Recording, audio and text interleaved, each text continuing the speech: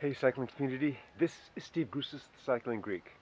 It is now day 3. I did all the right things with recovery and my legs are feeling good enough. So it's going to be another ride of the same type. It's going to be a little shorter because even though it is a beautiful day right now, it's only a beautiful morning. Rain's coming in. We need the rain.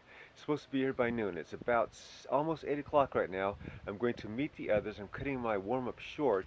Meet the others at 8:30, and then we're going to do a killer ride. See how it goes. In the previous episode, episode 2, I spoke about the basics of recovery. In this episode, we'll go a little deeper into recovery. In today's ride, I met all the parameters, and I was feeling pretty good. Despite that, at the end of the ride, I was pretty worn out. I was starting to feel the accumulation of the fatigue of those 3 days. In episode 1, I spoke about the design of a training block, and if you make it too hard, then you have a chance of blowing up in the middle and not meeting your goal.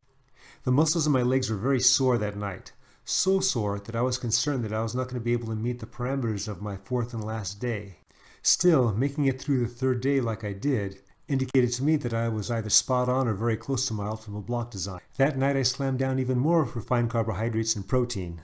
I spent even more time massaging my legs, and that is what I believe was a critical item, working on my muscle cells. The more muscle cells I could make functional by the next day's ride would mean I'd have more muscle cells in which I could meet my goal for that particular day. But these weren't the only things that I did.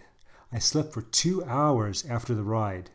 Doing this type of training day in and day out takes its toll on your organs, particularly your thyroid and your adrenal glands. Sleep, along with the right fuel and nutrients, helps to diminish the negative effects on your organs. So, how many days can I do this in a row? You have these pros that do the Tour of California, that's 8 days long, and those Grand Tours are 21 days. Well, it all depends on training, genetics, and age. Well, I have the training covered, my genetics are average, and my age is high. Fortunately, the Tour de Gila is 4 days long for me, and the 2nd day is a time trial and the 3rd day is a crit. So I have my big hard stages at stage 1 and stage 4. It's getting time to sign off. I have a lot more work to do before the ride tomorrow. The question remains, will I be able to meet the parameters of my ride, or will I have found my current point of failure? Only time will tell.